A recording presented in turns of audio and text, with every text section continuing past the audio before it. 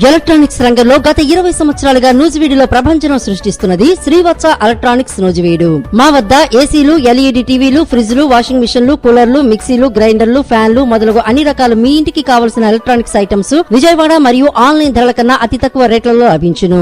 Airtel, DTH, Airtel, Jio, air fibre net authorized dealer. అన్ని కంపెనీల టీవీలకు, ఏసీలకు రిమోట్లు లభించును. సులభ వాయిదాల పద్ధతిలో ఈఎంఐ సౌకర్యం కలదు. విచ్చేయండి శ్రీవత్స ఎలక్ట్రానిక్స్, పొట్టి శ్రీరాములు బొమ్మ centre, main road, Nuzvid.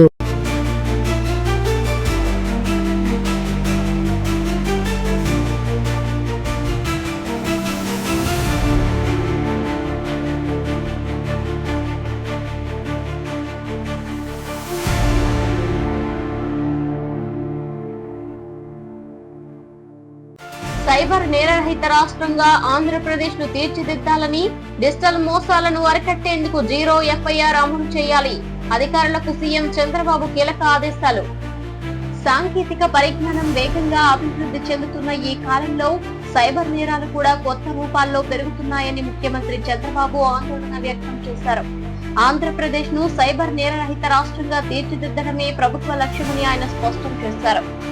Digital మోసాలను పూర్తి స్థాయిలో అరికట్టేందుకు పోలీస్ శాఖ, సైబర్ క్రైమ్ విభాగం, బ్యాంకింగ్ సంస్థలు, సాంకేతిక నిపుణులు సమన్వయంతో పనిచేయాలని ఆదేశించారు.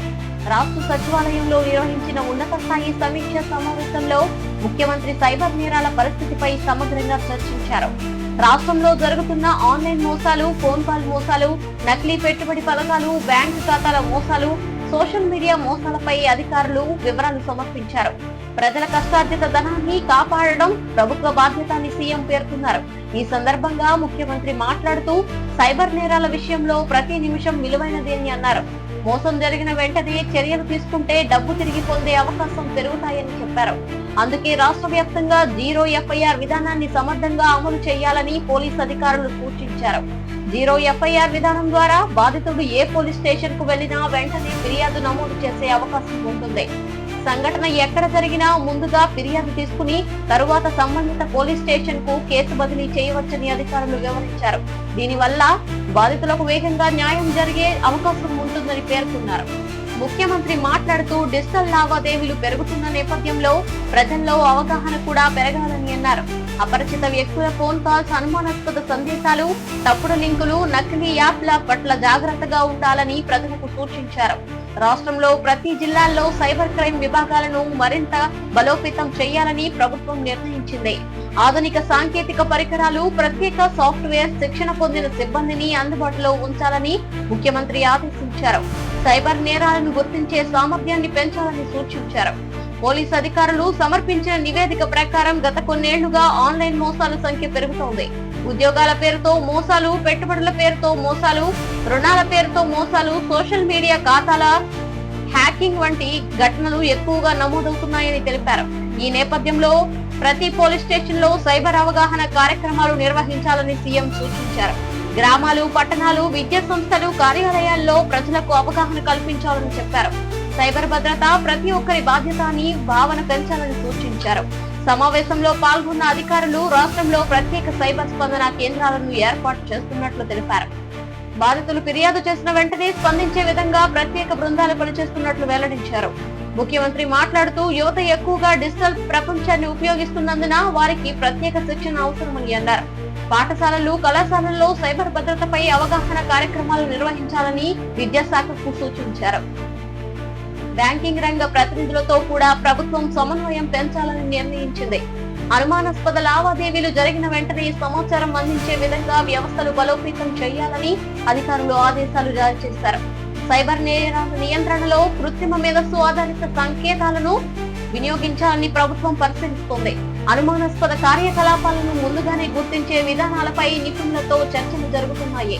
రాష్ట్రంలో మహిళలు, వృద్ధులు, విద్యార్థులు ఎక్కువగా మోసాలకు గురవుతున్నారని అధికారులు తెలిపారు. అందుకే వీరికి ప్రత్యేక అవగాహన కార్యక్రమాలు నిర్వహించాలని సీఎం సూచించారు. ప్రతి కుటుంబానికి సైబర్ భద్రతా సమాచారం చేరేలా చర్యలు తీసుకోవాలని పేర్కొన్నారు. సోషల్ మీడియా వేదికల ద్వారా జరుగుతున్న మోసాలపై కూడా ప్రభుత్వం ప్రత్యేక దృష్టి పెట్టింది. నకిలీ ఖాతాలు, తప్పుడు ప్రకటనలు, మోసపూరిత లింకులపై కఠిన చర్యలు తీసుకోవాలని పోలీస్ శాఖకు ఆదేశాలు జారీ చేసింది. ప్రజలు సైబర్ మోసాలకు గురైన వెంటనే ఫిర్యాదు చేయాలని ముఖ్యమంత్రి సూచించారు. ఆలస్యం చేస్తే డబ్బు తిరిగి పొందే అవకాశం తగ్గుతోందని చెప్పారు. అందుకే వేగవంతమైన స్పందన అత్యంత అవసరమని పేర్కొన్నారు. ప్రతి జిల్లాలో సైబర్ భద్రత వారోత్సవాలు నిర్వహించాలని ప్రభుత్వం యోచిస్తోంది. ప్రజల్లో అవగాహన పెంచేందుకు పోస్టర్లు, వీడియోలు, సామాజిక మాధ్యమాల ప్రచార కార్యక్రమాలు చేపడుతున్నారు. సమావేశంలో అధికారులు సైబర్ నేరాలపై పలు గణాంకాలను సమర్పించారు. గతంలో మోసపోయిన డబ్బులు గణనీయమైన మొత్తాన్ని తిరిగి బాధితులకు అందించిన సందర్భాలను కూడా వివరించారు. మరింత మెరుగైన ఫలితాలు సాధించేందుకు కొత్త ప్రణాళికలు సిద్ధం చేస్తున్నట్లు తెలిపారు. ముఖ్యమంత్రి మాట్లాడుతూ రాష్ట్రాన్ని డిజిటల్ రంగంలో ముందంజలో ఉంచాలంటే భద్రత కూడా అంతే ముఖ్యమని అన్నారు. ప్రజలు భయపడకుండా డిజిటల్ సేవలను వినియోగించే వాతావరణం కల్పించాల్సిన బాధ్యత ప్రభుత్వంపై ఉందని చెప్పారు. ఆంధ్రప్రదేశ్ లో ఈ గవర్నెన్స్ సేవలు విస్తృతంగా అందుబాటులో ఉన్నాయని ఆయన గుర్తు చేశారు. ప్రజలకు సేవలు అందించే అన్ని డిజిటల్ వ్యవస్థల్లో అత్యున్నత భద్రతా ప్రమాణాలు పాటించాలని అధికారులు సూచించారు.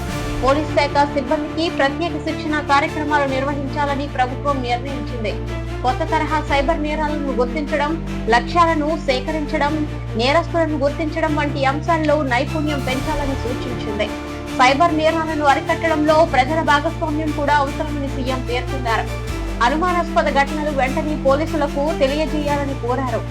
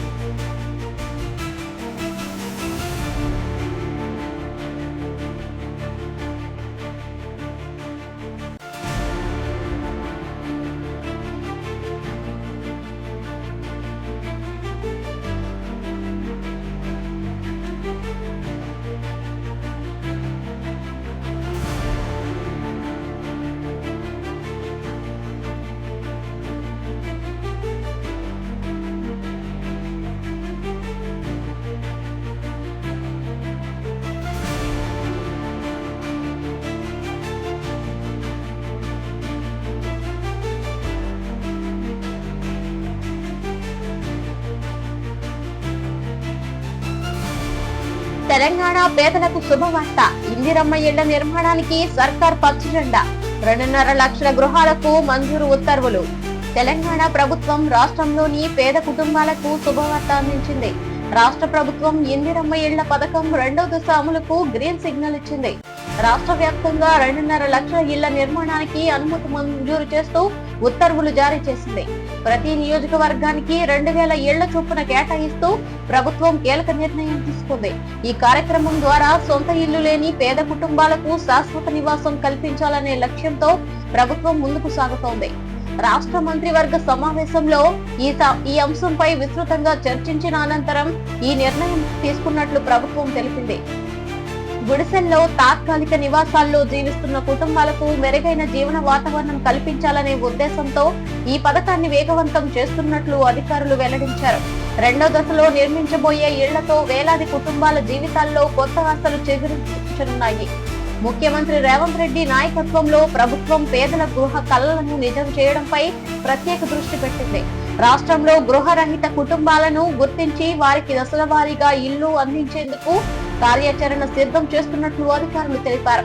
ఇల్లు అనేది ప్రతి కుటుంబానికి ప్రాథమిక అవసరమని, అందుకే ఈ పథకానికి అత్యధిక ప్రాధాన్యం ఇస్తున్నట్లు పేర్కొన్నారు. ఇందిరమ్మ ఇళ్ల పథకం కింద ఎంపికైన లబ్ధిదారులకు ప్రభుత్వం ఆర్థిక సహాయం అందించనుంది. అర్హులైన కుటుంబాలకు ఇళ్లు నిర్మించేందుకు ఆర్థిక మద్దతు అందించడం ద్వారా పక్కా గృహాలు నిర్మించుకోవడానికి అవకాశం కల్పిస్తోంది. ఈ పథకం ద్వారా నిర్మించబడే ఇళ్లు కనీస వసతులతో కూడిన శాశ్వత నివాసాలుగా ఉండనున్నాయి. రాష్ట్ర వ్యాప్తంగా ప్రతి నియోజకవర్గంలో 2000 ఇళ్ల చొప్పున కేటాయించడం ద్వారా సమాన అభివృద్ధి ప్రభుత్వం ప్రాధాన్యం ఇస్తోంది. గ్రామీణ ప్రాంతాలతో పాటు పట్టణ ప్రాంతాల్లో కూడా పేదలకు గృహ సదుపాయం అందేలా ప్రణాళిక రూపొందిస్తున్నట్లు అధికారులు తెలిపారు. ఇందిరమ్మ ఇళ్లు 2వ దశ కార్యక్రమం జూన్ 1 నుంచి ప్రారంభం కానుంది. తొలి దశ కార్యక్రమాన్ని ముఖ్యమంత్రి స్వయంగా ప్రారంభించనున్నట్లు ప్రభుత్వం వెల్లడించింది. కార్యక్రమం ప్రారంభమైన వెంటనే అర్హులైన లబ్ధిదారులకు మంజూరు పత్రాలు అందించే ప్రక్రియ వేగవంతం కానుంది. ప్రభుత్వం విడుదల చేసిన వివరాల ప్రకారం సొంత ఇల్లు లేని పేద కుటుంబాలకు ఈ పథకం ప్రధానంగా వస్తుంది. ఆర్థికంగా వెనుకబడిన వర్గాలు, బలహీన వర్గాలు, గ్రామీణ పేదలు, పట్టణ పేదలకు ప్రాధాన్యత ఇవ్వనున్నట్లు పేర్కొన్నారు. రాష్ట్రంలో గుడిసెల నిర్మూలన లక్ష్యంగా కూడా ప్రభుత్వం పనిచేస్తోంది. గుడిసెల్లో నివసిస్తున్న కుటుంబాలకు తక్షణమే గృహాలు మంజూరు చేసే దశగా చర్యలు తీసుకుంటున్నట్లు అధికారులు తెలిపారు. పేదలకు సురక్షిత నివాసం కల్పించడం ద్వారా వారి జీవన ప్రమాణాలు మెరుగుపడతాయని ప్రభుత్వం భావిస్తోంది. ఇందిరమ్మ ఇళ్ల పథకం ద్వారా కేవలం గృహాలు మాత్రమే కాకుండా మెరుగైన జీవన వాతావరణం కూడా కల్పించబడుతోందని అధికారులు వివరించారు. పరిశుభ్రమైన నివాస ప్రాంతాలు, తాగునీటి సౌకర్యం, విద్యుత్, రహదారులు వంటి మౌలిక వసతులపై కూడా దృష్టి సాధించనున్నట్లు తెలిపారు. ప్రభుత్వం గణాంకాల ప్రకారం రాష్ట్రంలోని అనేక ప్రాంతాల్లో ఇప్పటికే వేలాది కుటుంబాలు పక్కా ఇళ్ల కోసం ఎదురు చూస్తున్నాయి. ఈ నేపథ్యంలో 2.5 లక్షల ఇళ్ల మంజూరు నిర్ణయం ఎంతో కీలకమని అధికారులు అభిప్రాయపడుతున్నారు. మంత్రివర్గం మరో కీలక నిర్ణయం కూడా తీసుకుంది. గతంలో వివిధ దశల్లో ఆగిపోయిన ఇందిరమ్మ ఇళ్ల నిర్మాణాలను పూర్తి చేయాలని నిర్ణయించింది. నిర్మాణం మధ్యలో నిలిచిపోయిన ఇళ్లకు ఆర్థిక సహాయం అందించి పూర్తి చేయించనున్నట్లు తెలిపింది. అధికారుల వివరాల ప్రకారం పునాది వరకు పూర్తయిన ఇళ్లకు, గోడలు పూర్తయి పైకప్పు మిగిలిన ఇళ్లకు ప్రత్యేక సహాయం అందించనున్నారు. దీంతో ఎన్నో సంవత్సరాలుగా పూర్తి కాని ఇళ్ల నిర్మాణానికి మళ్లీ ప్రారంభమయ్యే అవకాశం ఉంది. పేదల సంక్షేమానికి ప్రభుత్వం కట్టుబడి ఉందని గృహ నిర్మాణ శాఖ అధికారులు తెలిపారు. అర్హులైన ప్రతి కుటుంబానికి గృహం అందించాలనే లక్ష్యంతో ముందుకు సాగుతున్నామని పేర్కొన్నారు. ఎంపికైన ప్రక్రియ పారదర్శకంగా నిర్వహించనున్నట్లు వెల్లడించారు. ఇందిరమ్మ ఇళ్ల పథకం కోసం ప్రత్యేక ఆన్లైన్ వ్యవస్థను కూడా ప్రభుత్వం అందుబాటులో ఉంచింది. దరఖాస్తు వివరాలు, అర్హత, ఫిర్యాదులు, లబ్ధిదారుల సమాచారం వంటి అంశాలను సులభంగా తెలుసుకునే విధంగా ఏర్పాట్లు చేస్తున్నట్లు అధికారులు తెలిపారు. గ్రామీణ ప్రాంతాల్లో ఈ పథకంపై ఇప్పటికే పెద్ద ఎత్తున ఆసక్తి కనిపిస్తోంది. గృహరహిత కుటుంబాలు ప్రభుత్వం తీసుకున్న నిర్ణయాన్ని స్వాగతిస్తున్నాయి. ఎన్నో ఏళ్లుగా సొంత ఇంటి కోసం ఎదురు చూస్తున్న తమ కల ఇప్పుడు నెరవేరబోతుందనే ఆశాభావాన్ని వ్యక్తం చేస్తున్నాయి.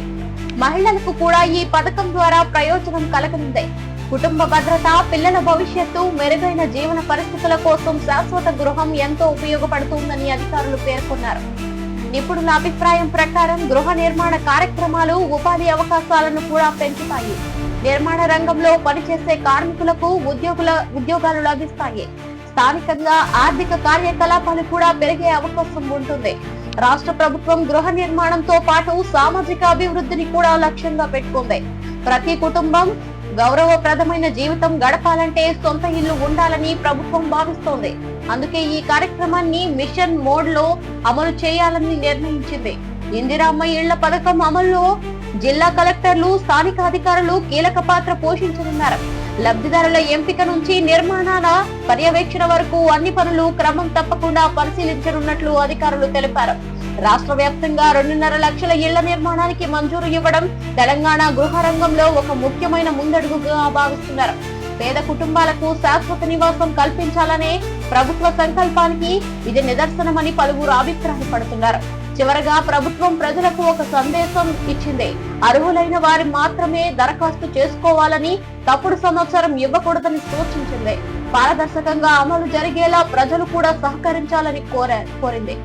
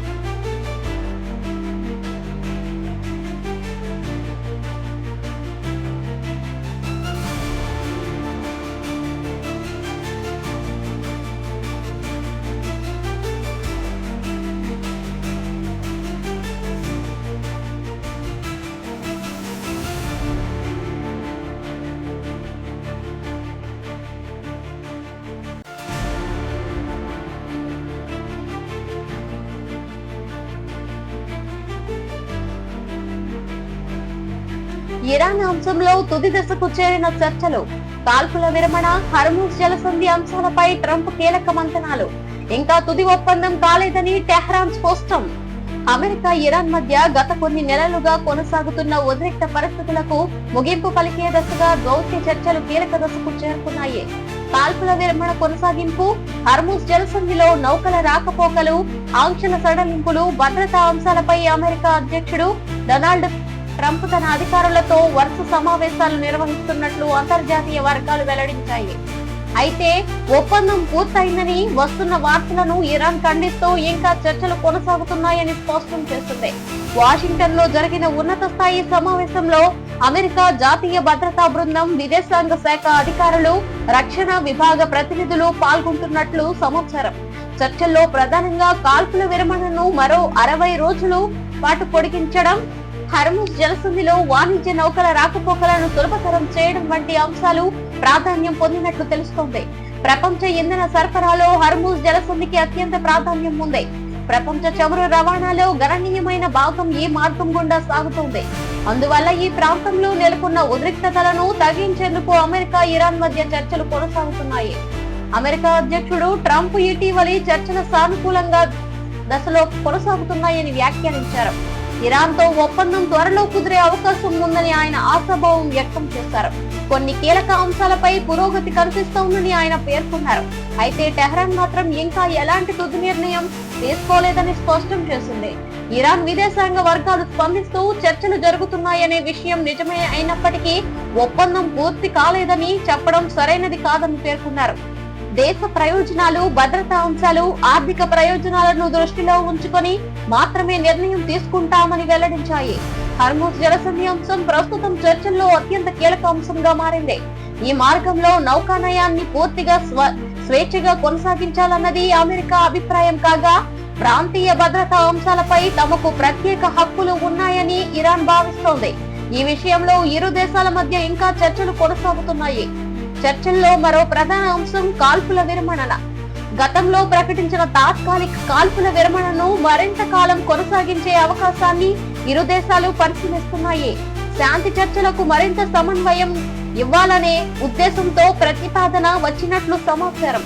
అమెరికా ప్రతిపాదన ప్రకారం కాల్పుల విరమణ కొనసాగుతున్న సమయంలో మిగిలిన వివాదాస్పద అంశాలపై ప్రత్యేక చర్చలు నిర్వహించే అవకాశం ఉంది. ఇందులో ఆర్థిక ఆంక్షలు, ప్రాంతీయ భద్రత, అణు కార్యక్రమం వంటి అంశాలు ఉండవచ్చని విశ్లేషకులు చెబుతున్నారు. ట్రంప్ అధికారులతో నిర్వహించిన సమావేశాల్లో హర్మూజ్ జలసంధి తెరవడం వల్ల ప్రపంచ ఆర్థిక వ్యవస్థకు కలిగే లాభాలపై కూడా చర్చ జరిగినట్లు తెలుస్తోంది. ఇంధన ధరల స్థిరీకరణ ఇది సహాయపడుతోందని అధికారులు అభిప్రాయపడుతున్నారు. ప్రస్తుతం ప్రపంచ మార్కెట్లు కూడా ఈ చర్చలను ఆసక్తిగా గమనిస్తున్నాయి. ఒప్పందం కుదిరితే చమురు సరఫరా మరింత స్థిరంగా మారే అవకాశం ఉందని ఆర్థిక నిపుణులు అంచనా వేస్తున్నారు.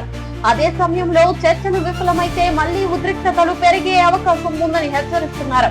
ఇరాన్ తరఫున అధికారులు మాట్లాడుతూ మాటల కంటే ఆచరణ ముఖ్యమని పేర్కొన్నారు.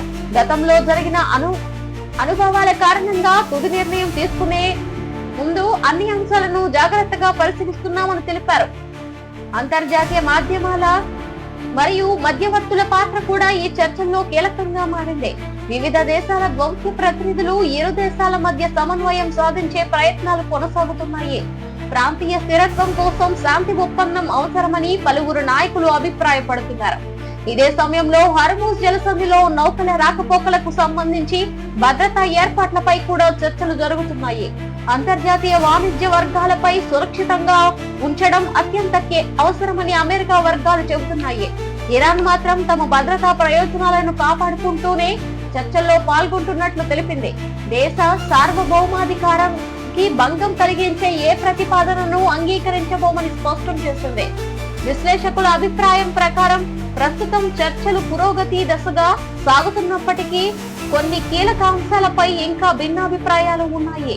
అందువల్ల తుది ఒప్పందం కోసం మరింత సమయం పట్టే అవకాశం ఉందని వారు భావిస్తున్నారు. ప్రపంచ దేశాలు కూడా ఈ పరిణామాలను జాగ్రత్తగా గమనిస్తున్నాయి. శాంతి ఒప్పందం కుదిరితే మధ్యప్రాచ్య ప్రాంతంలో స్థిరత్వం పెరిగే అవకాశం ఉందని భావిస్తున్నారు. అదే సమయంలో అంతర్జాతీయ వాణిజ్యంపై కూడా సానుకూల ప్రభావం పడవచ్చని నిపుణులు చెబుతున్నారు. ఇరాన్, అమెరికా, చర్చలు తుది దశకు చేరుకున్నప్పటికీ ఒప్పందం ఇంకా పూర్తి కాలేదని టెహ్రాన్ స్పష్టం చేయడం ప్రస్తుత ప్రధాన అంశంగా మారింది. రాబోయే రోజుల్లో జరిగే చర్చల ఫలితాలపై ప్రపంచ దృష్టి కేంద్రీకృతమైంది.